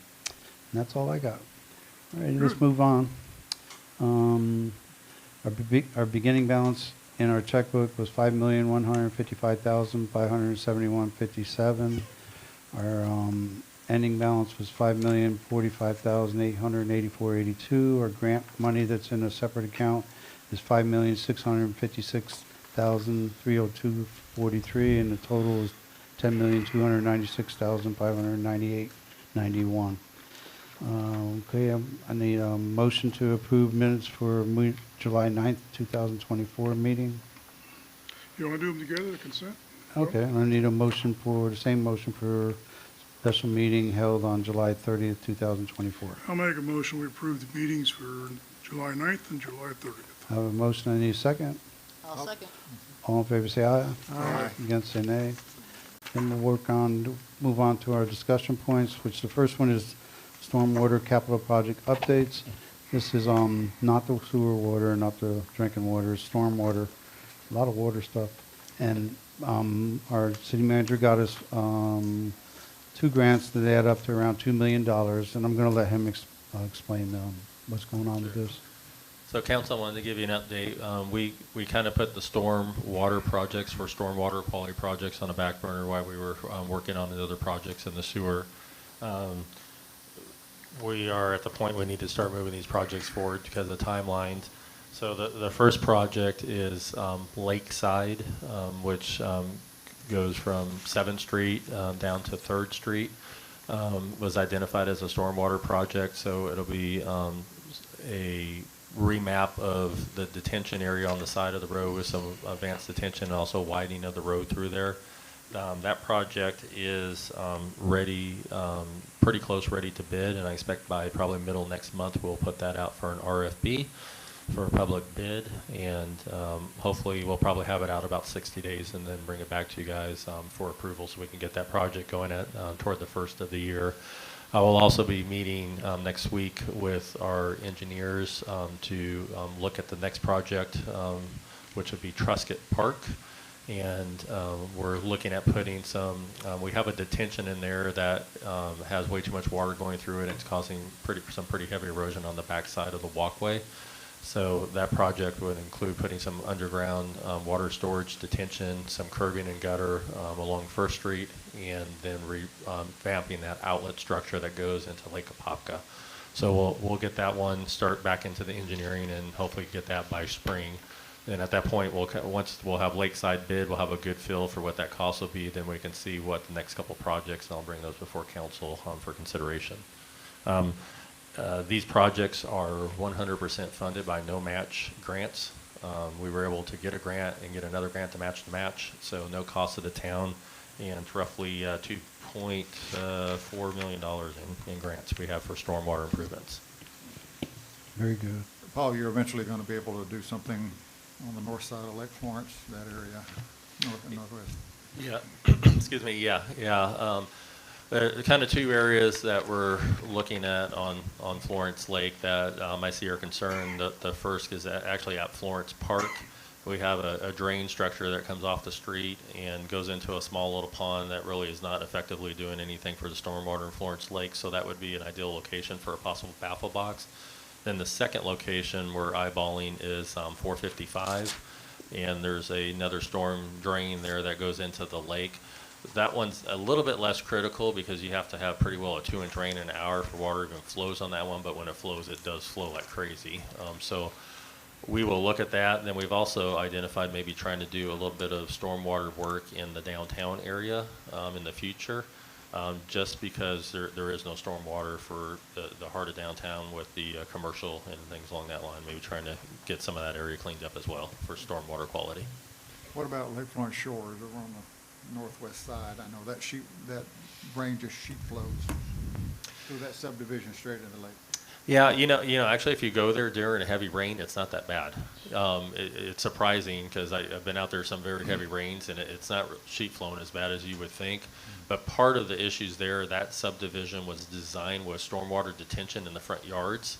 And over the last 20 years, those detentions that used to be swells have filled in. And so it's really becoming a maintenance thing that we need to look at, and maybe going in and kind of redoing some of those detentions in the front yards, and that probably would solve things on that end. Okay, thank you. All right, thank you very much. And then we'll move on to our consumption use permit, and that's what we get from the state on how much water we want to use, and it's a long process, and Paul's right in the middle of it, so I'm going to let him explain it. Sure. So this is the permit that all municipalities, just because of the size of the amount of water we pull out of the upper Floridian aquifer, we have to get a consumptive use permit. We were operating under a 20-year permit, which is expiring. So we're going through the process of redoing that consumptive use permit. We have asked for an extension just for the amount of stuff they wanted from us, and we were granted an extension. So I'll be meeting next week with our team to kind of go over those last things. But really, I think there's 3 things that are really big with them that we got to work through, and I guess actually 4 things. One is a more stringent conservation water policy and education policy for our residents. So we've been working to get that put together and submit it to them. The next thing is the amount of water usage we have, and they are basically coming saying you're going to have to start using some type of reuse water. It's spelled out of what is your plan through either reuse water, using lake water, and how are you going to start getting that out to especially the bigger areas that consume and eventually to the citizens. So they want to see some planning and a process of what that looks like over the next couple years. And that's not unusual. All the cities are seeing that right now, and I know a lot of them are having to do some pretty hefty upgrades to accomplish that going forward. Really the last thing we're kind of arguing about is how we treat the smaller irrigation wells that we have in town. They want us to start looking at those and how those are affecting, especially the ones that the town owns, and possibly include those in our consumptive use permit, which we're going to push back on because it's just such a high water table. It's not the same water quality as what our 450-foot well does down in there. So we'll kind of see how that kind of fans out. But we're staying on top of it. I think our team is doing good. They are going to require us to do modeling, mod flows, if you've heard of that. And that's a pricey engineering process, basically, where they look how the straw in the ground sucks the water up and how it affects everybody else's water as it sucks it up out of the ground. And so we're going to have to do some type of modeling. It's not a huge level like Claremont would have to do, but it's still a pretty stringent, expensive level that we would have to do for that. So I'll be giving some more information to council after I meet with the engineers and kind of have a feel for what that looks like. All righty. Anybody have any questions? Alrighty, council have any questions? Alrighty, we'll move on to discussion on Code Red. I don't know if you guys remember Code Red back in Irma. We got it and put it in place real fast. It was the company that we tell them what we want to, the message we want to send out, and then they call your phones, everybody that's hooked up, and they give you the message because a lot of times the electric's not on. Irma was pretty bad for us. There was no electric. The town was destroyed as far as trees and everything. And we were using Code Red quite a bit, so we kind of kept it online since then. But recently the county has come up with their own system, and the only concern that I had was to make sure that we could tell the county what we want to tell you, and they would communicate that way, because it's what you definitely need it when there's an after a hurricane or after a tornado. So again, Paul just finished this today, so it's got a little ins and outs that I'm going to let him explain because I don't want to mess it up. No, I think you described it pretty good, Mayor. So the town is currently paying about $2,400 a year for the Code Red service. At the moment, we have less than a dozen people signed up for it. The county operates a system called Alert Lake, which is obviously free for all the residents to sign up. And that works through their emergency management office, which we are a member in emergencies are in the room with Alert Lake. For instance, this last little hurricane or tropical storm that came through, I was on both morning and evening calls and could transmit or have them put out anything that was needed. And they indicate they have quite a few Montverde area residents hooked up to Alert Lake. We talked to them. We can do an MOU with them, memorandum of understanding. That'll have to be approved by the council and commission. And once we get that approved, if we have, say, a water line break or a boil order, then they will be able to send that emergency out to our residents on our behalf. So I'm going to go ahead and proceed with that. I just want to make sure there was everybody was okay with that. You're speaking of the county system. Yes, yeah, we would work through the county system. Which makes sense. You know, everybody's used to dialing 911, advertising one system makes sense. Is there a cost to the county system? I'm sure there is. But not to us. There's a cost for everything, but it's free to Montverde. You're already paying for it. They're paying for it. We're paying for it one way or the other for that Alert Lake. But it is a good system, though. Yeah. Good. Hey, Sean and Paul, quick question.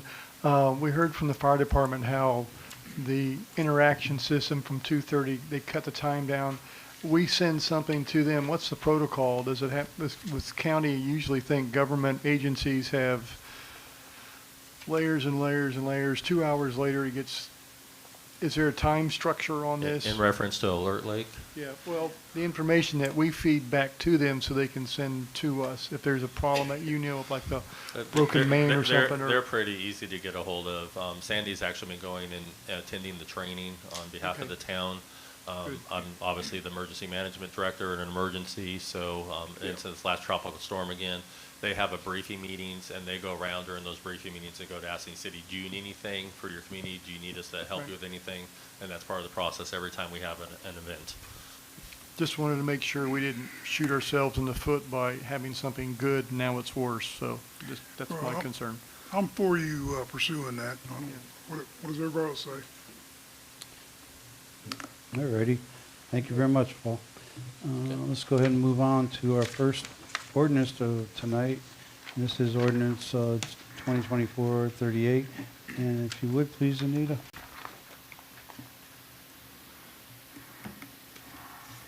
An ordinance of the Town of Montverde, Florida, amending the Town of Montverde Land Development Code to include public notice requirements for land development applications and amending various sections in the Town of Montverde Land Development Code to be consistent with the public notice requirements adopted herein, providing for codification and severability, providing for the repeal of ordinances in conflict herewith, and providing for an effective date. Alrighty. This here is land development codes, and this is pretty much how you advertise it and things like that. You want to explain a little bit more?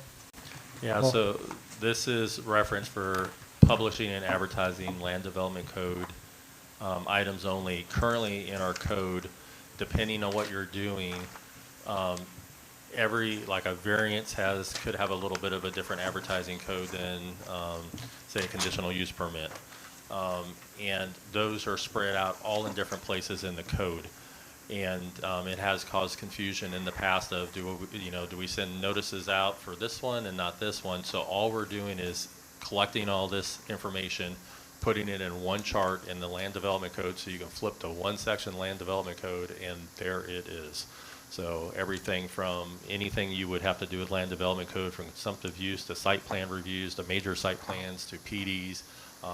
We know, how far in advance we have to send out the public notices, where the public notices need to go, and et cetera, when it needs to be advertised in the newspaper, those kind of things, just so we make sure that we're meeting all the requirements, obviously, that are required under the statutes. All right, thank you very much. I'll open it up to public comment.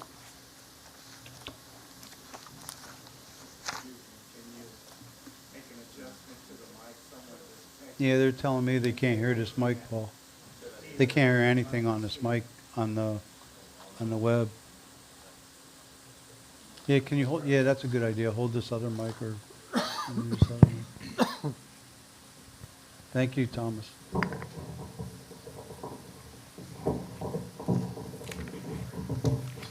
I can hear it. They heard that, yeah.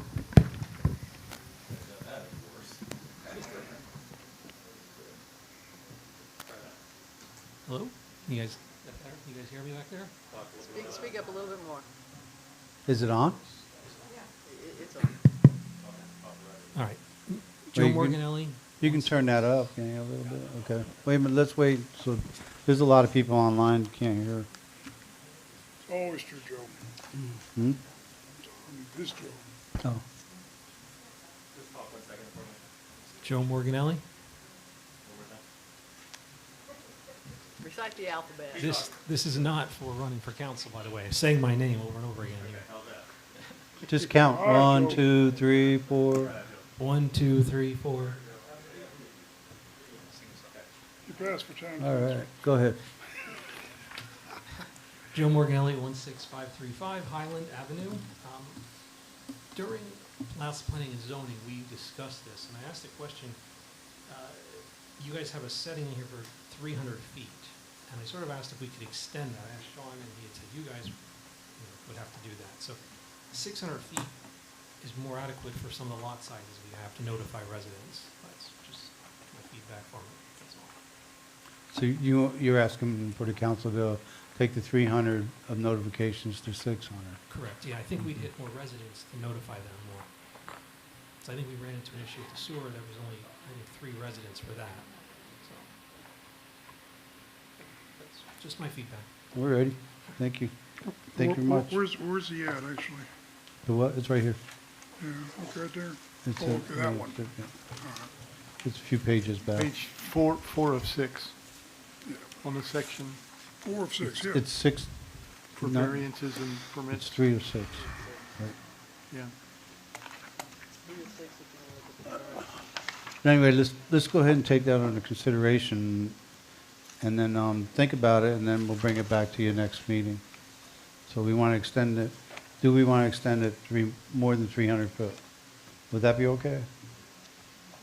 Yes, it's up to the council. If you want to extend that, we can. We just would make that change before second reading, and you would Right. include it in your motion tonight.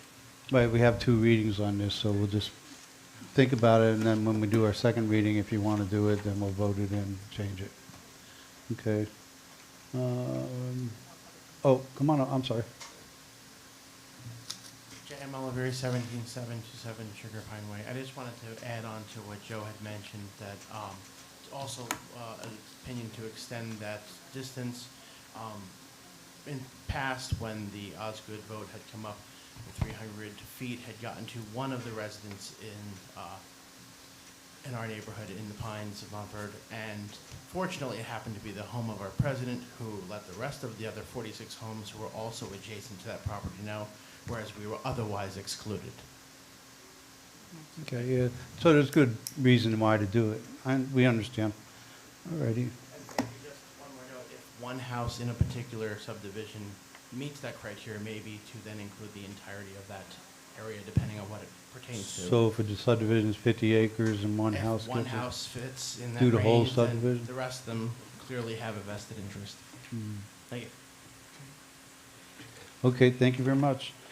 All right, so this is just the first reading. We can consider changing that, and then in the next meeting, we'll probably have this at the second reading. If you guys want to change it, we can change it then, correct?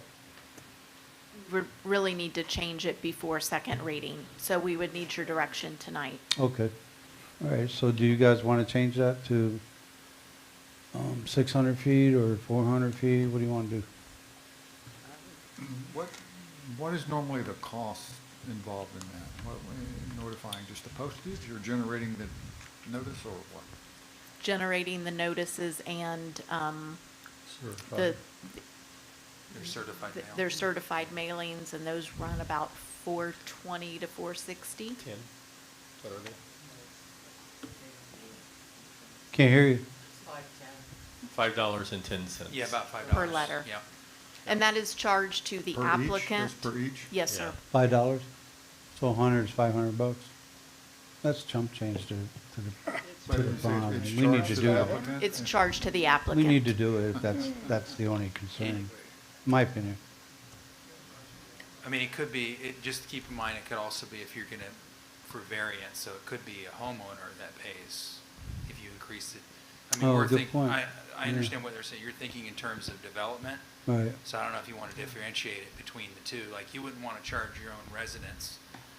A variance, just from Okay. a planning perspective, you know, your variance, you're more concerned about those people that are 300 feet within the area. That's a good point. We don't want to make the Yeah, resident because if pay they might big be bucks. applying for a variance and. Yeah, and he has to pay Has To to go to $2,000. a sub, Yeah. yeah, Paying went for to a, that. But a went to a developer- 50-acre subdivision. Can we do that, Anita? A developer, you may we want didn't hear. Sorry, we were talking about something else. What? Sean's pointing out that if a resident wants to get a variance on their property with this requirement, they might have to spend $2,000 to notify everybody instead of 500. So can we make a motion to extend it for certain things? Yeah, you can differentiate. Some jurisdictions make the property owner, the applicant, post the property, and then they have to send a picture into the town. So that would be another way of trying to, anybody that passes by that property may see it, even if they're not within the range to receive it. We would have to put that burden, though, on the applicant to post the signage and then just take a picture of it and send it into the town for the file. And you do have some things, conditional use permits. You've seen a few of those. We have one that's controversial that's out there, and we've had 3 that kind of just sell through. So, it's hard to say. Sometimes variances and conditional use permits can cause just as much issues as a development. I mean, not at that level, but you know what I mean. So just. Could we do 500 feet or 600 feet for any land use map amendment and zoning only, and then the rest would just remain the same possibly? Yeah, we could. See, you guys think we make good decisions. We're just trying to throw ideas. I think that's what Paul and I were talking about, was some other things that might. Well, I don't want to see this thing get up. I mean, it gets very expensive to do variances and stuff like these days. I mean, yeah. I know, it's good to know. I like John's idea. So any major land use change? Yeah. That How do you we define would do major? 500 feet or? Well, if it was a comp plan amendment, Comp plan or comp zoning, plan which is going to be zoning, your big stuff those are anyway. the 2 big ones. Yeah. Zoning, look Annexation. at your PUDs, your change, but also I will throw that out there. We've had a resident recently that changed a lot from R1L to RN residential medium density because everything else that was the only one that's left. You probably remember that coming through a couple months ago. So that one lot owner from that little lot would have to meet the same requirements. And so just throwing that out there. Okay, but that's rare. Rarer. Yeah. Rarer, yeah. Yeah, okay. And we have really just 3 major sites left in town to develop too, so. So zoning and, Yes, so future land, I would say annexation, if the town ever annexes again, land use and zoning. Yeah, that's the big stuff. The ones that they're most likely going to be concerned with. So 600 feet on that, keep the other at 3? make the motion. Oh, let me open it up to the public one more time. Anybody want to talk? Okay, we'll bring it back to council. You want to make the motion? I make a motion that we change the distance requirements for zoning, Comp plan. annexation, Zoning and comp plan. and comp plan to 600 feet only. And approve ordinance 2024-38? Correct. Thank you. Whatever she says. Second. All in favor, say aye. Aye. Against, say nay. Ayes got it. Okay, so we did it. Now we have to do it a second reading next meeting. Alrighty, let's move on to, we're gonna table 2024-39, the golf court, because we didn't finish a couple things. Move on to 2024-40. Could we get a motion to table that, please? I'm sorry? Oh, I Could we get a motion to table 2024-39. Second. All in favor, say aye. Aye. Against, say nay. Okay, we'll move on to 2024-40. And this is the interlocal service boundary agreement. This is our second reading, and that it hasn't changed at all. So it's exactly the agreement that we did in the first reading, and the only thing we changed pretty much is the dates on the one that we did in 2010, and defining a little more some codes from Lake County, so that when they change their code, it wouldn't interfere with ours in Ferndale. And this is to protect the Ferndale area for 20 more years, keeping it rural. Okay, open it up to the public. May I read it? I'm sorry? Can I read it? Oh, I'm sorry, read it, please. Ordinance 2024-40, an ordinance of the Town Council of the Town of Montverde, Florida, adopting amendment to interlocal service boundary agreement, repealing ordinance 2023-36, and providing for an effective date. Thank you very much. I'll open it up to the public. Does anybody have a problem with keeping Ferndale rural? It's the only, if you look at it, it's the only angle we can get attacked at. That's it. If that was to grow, this town would change drastically. So we're trying to stop that. Well, we are going to stop it. It's not trying. We are going to stop it. And your kids will be dealing with it. We'll bring it back to the council. I make a motion that we pass 2024-40. I'll second. All in favor, say aye. Aye. Against, say nay. Okay, we'll move on to 2024-123. If you would, please, Anita. A resolution of the Town Council of the Town of Montverde, Lake County, Florida, approving the third amendment to interlocal agreement between Lake County, Florida and the Town of Montverde relating to the provision for library services to extend the agreement for an additional 12-month period expiring on September 30th, 2025, providing for an effective date. This is an agreement we had for many, many, many years with the Lake County library system, which, by the way, helped pay for our new library. And it's just a normal agreement. We get so much money a year. What do we get now, like 20 or something? Yeah, so this agreement will take the base rate to $30,000, plus we get a small, every book that gets checked out, we split among the pie of all the other libraries. So we get check out 30 your books, grand. please. We get 30 grand to, from them to run our library, which costs a lot more than 30 grand. But anyway, we like our new library, so thank you to the county. Open it up to the public. Bring it back. By the way, the library is 8,000 square foot, and it's all going to be paid for. Open up to the council. Paul had shared this with me, Lila, that opening up to, in previous, we were kind of blocked from outsiders using the books and all. I think you were mentioning with the academy, opening it up to them with the cards, which will count for us to actually make us more money than what we were. Yeah, so we were able to, we've worked with Brad Long over at the school, actually started a year ago. In fact, we had a resolution more than a year ago for a intergovernmental agreement with the library. And we're now able to allow the academy students to come into the library and check out books using their student ID numbers. And so, one, that helps the academy in the system, but it helps us by allowing more books to be circulated, and they have access to all the books within the whole Lake County library system. So it's a good collaborative effort, good for the academy, good for the town, and again, kind of will hopefully help support us in the future. And we're also talking, we've talked with Margaret Price, who is kind of their volunteer coordinator. And once the new library opens, we want to kind of work to kind of create maybe some internships or something where kids could come in and work or learn for their volunteer hours and work in the library as one of their service projects. And that would help the library out as well going forward. All righty, thank you very much. Let's go ahead and need a motion. I so move that resolution 2024-123 be approved. Motion, need a second? I'll second. Go ahead, you got it. All in favor, say aye. Will Aye. second. Against, say Aye. nay. Ayes have it, There's no thank you. vote. And last, if you would please, 2024-126.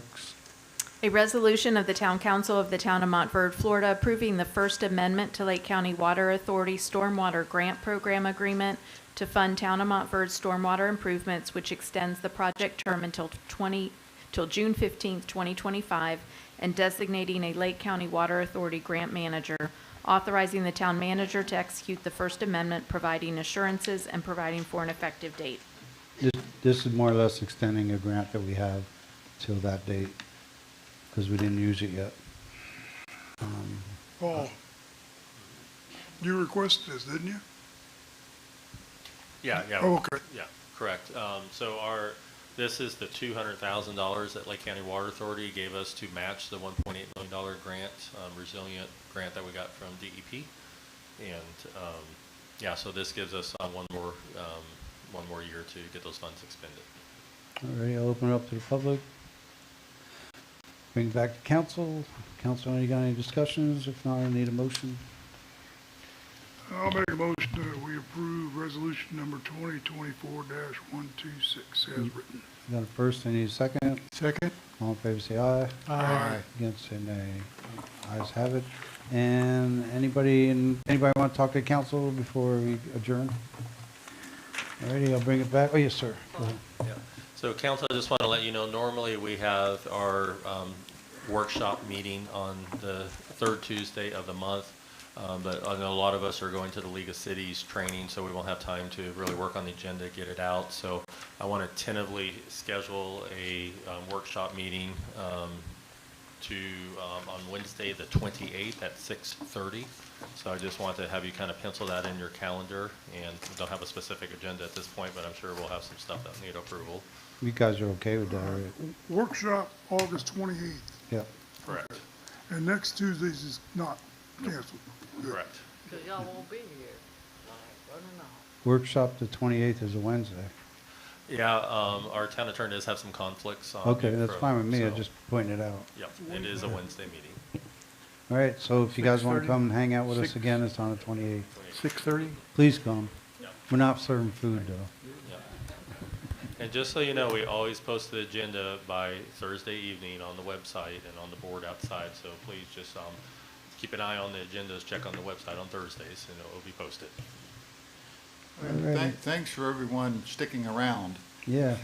We usually love have it. about maybe a quarter of this by the time it's ending, so thank you. Thank you very much, and please come back. Please stay involved in your town, and I make a motion to adjourn. Second. I'll second. All in favor, say aye. Aye. Against, say nay. I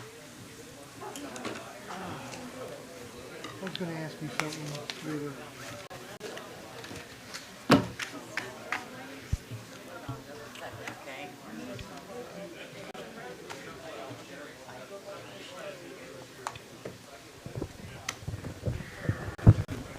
Not a discouraging word. Do it now? Not a discouraging word. No?